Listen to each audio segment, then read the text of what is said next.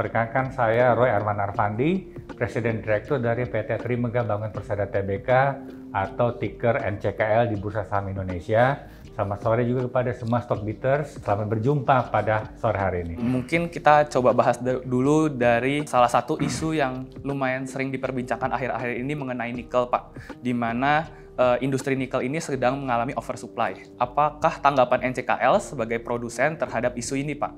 Apakah strategi perseroan untuk melewati fase ini? Apakah perseroan akan menurunkan level produksi produk nikel atau lebih banyak menjual biji nikel karena lebih menguntungkan? Oke, terima kasih, Melvin. Untuk menjawab ini, kita perlu ketahui bersama bahwa nikel adalah satu komoditas yang sangat berfluktuatif harganya di dunia ini. Nah, untuk menjawab pertanyaan tadi, saya ingin menjelaskan bahwa harga nikel saat ini sangat dipengaruhi oleh beberapa faktor. Satu, itu adanya geopolitical tension antara Amerika dan China. Kedua, kita juga bisa lihat bahwa ini termasuk sangat dipengaruhi oleh adanya tren pertumbuhan dari mobil listrik di dunia sendiri.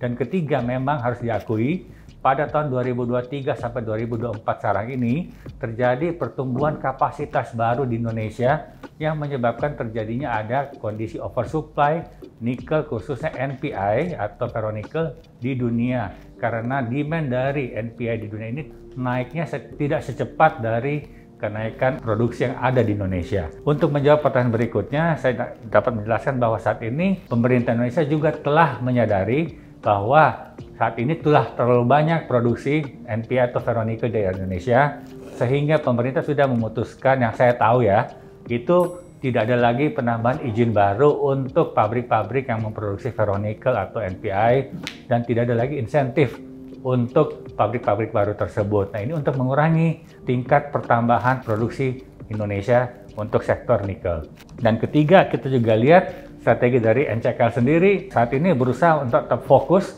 sebagai the lowest cash cost producer. Dengan hal ini membuat kami itu lebih kompetitif dibanding kami punya peers. Nah, kami saat ini sedang fokus juga pada ekspansi, menyelesaikan ekspansi kami agar kami mencapai economic scale yang lebih baik, sehingga kami bisa tetap kompetitif walaupun kondisi market dan industri nikel saat ini belum begitu baik. Nah, menjawab tadi juga, karena kami juga terintegrasi dari hulu ke hilir, kami akan fokus satu untuk bagaimana menekan biaya produksi sehingga bisa lebih efisien dan tetap mengembangkan produksi nikel kami sesuai dengan yang sudah ada di dalam perencanaan kami. Terima kasih, Pak, atas jawabannya. Tadi Pak Roy juga menyinggung terkait perusahaan nikel yang terintegrasi.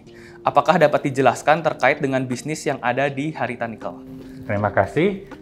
Tadi saya sebutkan bahwa kami itu ada satu perusahaan nikel pengolahan maupun pemurnian yang terintegrasi. Kenapa? Karena kami mulai bergerak dari sektor tambang sampai kepada midstream dan akan ke downstreamnya.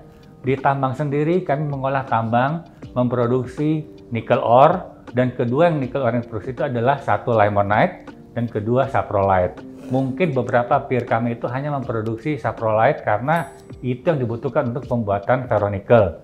Sementara karena kami memproduksi ferronikel dan bahan baku untuk baterai mobil listrik yang dikenal dengan nama mixed hydroxide precipitate, kami bisa menggunakan kedua-duanya, yaitu limonite untuk pembuatan MHP dan kedua saprolite untuk pembuatan ferronikel. Ini yang menjawab kami adalah perusahaan nikel terintegrasi. Tadi juga disinggung nih, Pak, Bapak merupakan salah satu perusahaan yang bergerak dalam pembuatan MHP sebagai bahan baku baterai kendaraan listrik. Nah, pesatnya perkembangan teknologi baterai LFP diperkirakan kan dapat mengancam penggunaan teknologi baterai NMC nih, Pak, yang berbasis nikel. Nah, hal ini diperkirakan dapat menurunkan permintaan dari produk nikel dan kobalt sulfat hasil dari HPAL perseroan. Nah, apakah tanggapan Bapak terhadap isu ini sendiri? Oke, ini satu pertanyaan menarik, Melvin. Saya coba menjawab bahwa betul saat ini terjadi tren peningkatan demand terhadap LFP lebih tinggi dibanding NMC. Tapi kedepannya kami melihat bahwa saat ini LFP dan NMC itu mempunyai keunggulan dan kelemahan masing-masing. Dan juga tentunya akan lebih cocok kepada segmen-segmen tertentu. Misalnya di China memang banyak LFP yang dipakai karena satu, mobil-mobilnya relatif kecil atau biasa kita sebut city car. Jadi mereka nggak perlu baterai-baterai yang besar. Kedua, banyak sekali charging station yang terdapat di China, sehingga walaupun density dari baterainya relatif kecil, nggak ada masalah waktu penggunaan karena mungkin tiap 200-300 km mereka dengan gampangnya mendapatkan tempat untuk mencas mobilnya. Beda dengan di US atau negara-negara Eropa. Mobil-mobilnya lebih besar, tipe-tipenya tipe SUV, dan menggunakan baterai yang besar karena mereka lebih banyak melakukan jarak jauh perjalanan. Imagine kalau misalnya kita di Amerika mau dari San Francisco ke Los Angeles misalnya, nggak ada charging station di tengah, tentunya akan repot. Nah, memang tren di Amerika itu lebih banyak menggunakan baterai yang berbasis nikel seperti NMC karena density penyimpanan listriknya jauh lebih banyak dibanding baterai LFP. Nah, itulah kelebihan dan kekurangan, dan kedepannya saya lihat bahwa baterai mobil listrik ini akan didominasi oleh dua item ini, satu LFP dan juga keduanya ada NMC. Bukan nanti artinya LFP akan menguasai secara mayoritas, tapi keduanya akan in tandem menguasai market baterai mobil listrik. Oke, berarti kalau dari perseroan sendiri lebih menanggapi bahwa kedepannya ini akan bersaing secara sehat ya Pak, dan tidak akan saling kanibalisme. Betul. Oke, nah salah satu hal yang jarang disorot oleh investor juga ini adalah produk pemrosesan HPAL perseroan itu adalah ada senyawa kobaltnya dan kobalt sulfat. Boleh dijelaskan mengenai gambaran dan manfaat produk ini? Ini satu hal yang saya ingin sampaikan di sini bahwa kita di Indonesia sangat bersyukur karena ternyata limonite yang diproduksi di Indonesia itu mempunyai kandungan kobalt juga. Jadi pada saat kami menambang limonite, kami mendapatkan nikelnya dan juga mendapatkan kobaltnya. Berbeda dengan misalnya di Kongo, Republik Democratic of Congo itu mereka harus menambang kobaltnya tersendiri. Sementara Indonesia, waktu kami menambang nikel, kami mendapat nikelnya, kami mendapat kobaltnya juga. Nah, ini adalah satu blessing buat Indonesia gitu. Nah, kedua, kenapa kobalt dibutuhkan? Karena kobalt itu berguna untuk membantu baterai mobil listrik, terutama yang berbasis nikel, untuk menjaga stabilitas suhu dari baterai sendiri agar tidak cepat panas. Kedua, dia membantu untuk memperpanjang life cycle dari baterai. Jadi, baterai kan harus di-charge ulang tiap kali dipakai. Nah, ini fungsi kobalt di situ. Menggunakan kobalt itu membantu untuk memperpanjang life cycle dari baterai dan juga membantu untuk menstabilkan temperature dari baterai agar tidak cepat panas. Gitu. Itu hal-hal yang sangat penting dalam baterai yang digunakan di mobil listrik.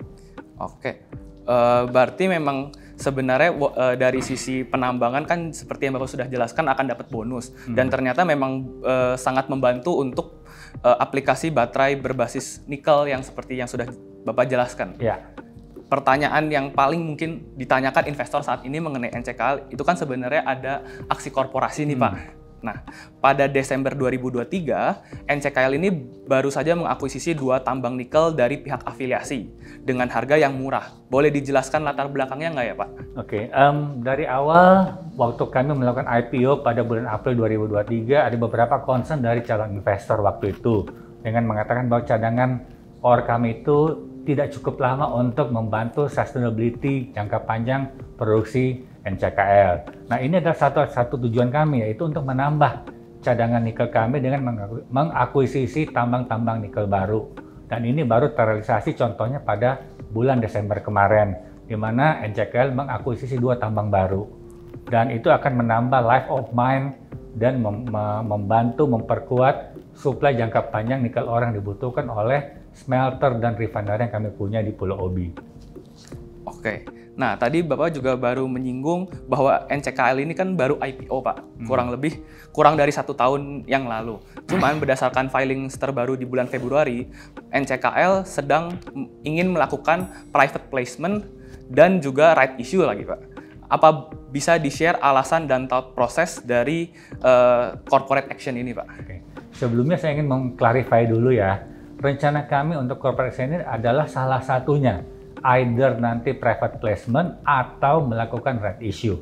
Nah, ini kita belum putuskan karena dalam tahap negosiasi dengan calon strategic investor. Tujuan kami mengadakan corporate action ini juga adalah salah satunya karena kami mendapat beberapa expression of interest dari strategic investor dari kelas dunia. Nah, ini adalah peluang karena adanya strategic investor akan membuat NCKL bisa berkembang, masuknya dana-dana segar ini kan bisa membantu NCKL untuk investasi jangka panjang juga either menambah kapasitas produksi atau mengakuisisi saham-saham perusahaan smelter atau refiner yang lain, atau juga bisa dipakai untuk mengakuisisi tambang-tambang baru sehingga life of mine kami bisa lebih panjang. Oke, berarti sudah jelas ya para stockbitter bahwa dari dua corporate action ini, PP dan RI ini hanya akan dilakukan salah satunya. Dan tadi Pak Roy juga sudah memberikan sedikit bocoran mengenai calon investor strategisnya nih. Ada yang dari Eropa dan satu lagi yang dari Asia tapi bukan dari China. Yes. Nah, secara bisnis nih Pak, kita mau tahu apa potensi manfaat yang akan diterima oleh perseroan atas aksi korporasi ini. Oke, pertama ada fresh money untuk menunjang rencana investasi jangka panjang kami. Kedua, strategi investor ini kan berasal dari negara yang bukan China. Jadi benefit yang ada adalah salah satunya kita mengurangi ketergantungan terhadap penjualan ke Cina. Karena kami bisa membuka pasar di luar China seperti pasar ke ASEAN non-Chinese atau juga pasar Eropa. Ya kan dengan adanya strategi investor yang masuk ini gitu. Kedua, dengan dana yang masuk ini cukup signifikan, kita bisa ekspansi untuk menambah kapasitas produksi sehingga bisa meningkatkan performance keuangan dari NCKL di kemudian hari. Bahkan juga bisa mendapat kontribusi financial dari target company yang akan kita akuisisi dalam waktu dekat dengan menggunakan dana hasil right issue atau dari dana hasil private placement. Seperti yang banyak orang tanyakan, kisi-kisi valuasi atau rentang harga corporate action ini nggak Pak? Apakah akan mendekati harga IPO atau di harga saat ini yang di bawah harga IPO? Oke, pertanyaan sangat menarik, Melvin. Tapi saat ini mungkin saya belum bisa menjawab dengan tepat karena satu, kami masih dalam tahap due diligence dengan strategi investor dan negosiasi juga masih sedang berlangsung sehingga saya belum bisa memberikan indikasi harga kira-kira di range yang mana. Kedua, tentunya saya berharap harga ini akan harga yang terbaik karena dari beberapa strategi investor ini kami akan memilih penawaran terbaik dari salah satu dari ketiga yang menawarkan kemungkinan untuk masuk ke NCKL. Oke, siap. Terima kasih banyak Pak Roy atas jawabannya. Mungkin segitu aja informasi yang cukup banyak ditanyakan soal NCKL akhir-akhir ini. Ya. Terima kasih banyak Pak atas klarifikasinya. Terima kasih sama-sama. Selamat sore untuk stockbitter semuanya.